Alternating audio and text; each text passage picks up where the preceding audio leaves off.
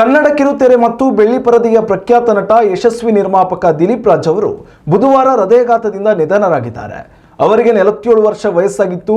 ಚಂದನವನದ ಸಕ್ರಿಯ ನಟರಾಗಿದ್ದ ಅವರ ಅಕಾಲಿಕ ಸಾವು ಕಿರುತೆರೆ ಲೋಕಕ್ಕೆ ತುಂಬಲಾರದ ನಷ್ಟವನ್ನುಂಟು ಮಾಡಿದೆ. ಇಂದು ಬೆಳಿಗ್ಗೆ ದಿಲೀಪ್ ರಾಜ್ ಅವರಿಗೆ ಎದೆನೋವು ಕಾಣಿಸಿಕೊಂಡಿದೆ. ಕೂಡಲೇ ಅವರನ್ನು ಖಾಸಗಿ ಆಸ್ಪತ್ರೆಗೆ ದಾಖಲಿಸಲು ಪ್ರಯತ್ನಿಸಲಾಯಿತು. ಆದರೆ ಚಿಕಿತ್ಸೆ ಫಲಕಾರಿಯಾಗದೆ ಅವರು ಕೊನೆಯುಸಿರೆಳೆದಿದ್ದಾರೆ. ಸದಾ ಫಿಟ್ ಆಗಿರುತ್ತಿದ್ದ ಕ್ರಿಯಾಶೀಲರಾಗಿದ್ದ ನಟನಿಗೆ ಇಷ್ಟು ಸಣ್ಣ ವಯಸ್ಸಿನಲ್ಲಿ ಹೃದಯಾಘಾತ ಸಂಭವಿಸಿದ್ದು ಅವರ ಕುಟುಂಬಸ್ಥರು ಹಾಗೂ ಅಭಿಮಾನಿಗಳಿಗೆ ಅರಗಿಸಿಕೊಳ್ಳಲಾದ ಸತ್ಯವಾಗಿದೆ. ದಿಲೀಪ್ ರಾಜ್ ಕೇವಲ ನಟನಾಗಿ ಮಾತ್ರವಲ್ಲದೆ ನಿರ್ಮಾಪಕರಾಗಿ ದೊಡ್ಡ ಹೆಸರು ಮಾಡಿದ್ರು. ಜಿ ಕನ್ನಡ ವಾಹಿನಿಯಲ್ಲಿ ಪ್ರಸಾರವಾಗುತ್ತಿದ್ದ ಬ್ಲಾಕ್ ಬಸ್ಟರ್ ಸೀರಿಯಲ್ ಹಿಟ್ಲರ್ ಕಲ್ಯಾಣದ ಮೂಲಕ ಅವರು ಮನೆ ಮಾತಾಗಿದ್ರು. ಇದರಲ್ಲಿ ಅಭಿರಾಮ್ ಜೈಶಂಕರ್ ಎಂಬ ಪಾತ್ರದ ಮೂಲಕ ಲಕ್ಷಾಂತರ ಅಭಿಮಾನಿಗಳನ್ನು ಹೊಂದಿದ್ರು.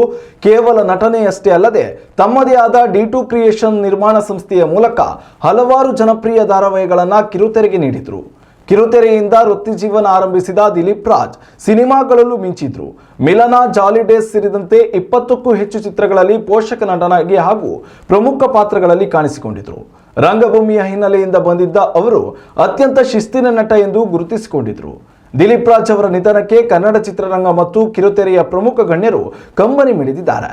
ಸಾಮಾಜಿಕ ಜಾಲತಾಣಗಳಲ್ಲಿ ನಟ ಅನಿರುದ್ಧ್, ವಿಜಯ ರಾಘವೇಂದ್ರ ಸೇರಿದಂತೆ ಹಲವು ತಾರೆಯರು ತಮ್ಮ ಆಪ್ತ ಗೆಳೆಯನ ಅಗಲಿಕೆಗೆ ಸಂತಾಪ ಸೂಚಿಸಿದ್ದಾರೆ. ಉತ್ತಮ ಸಂಸ್ಕಾರಯುತ ಶಿಕ್ಷಣದೊಂದಿಗೆ VSS English medium CBSE school, Udupi Muddur.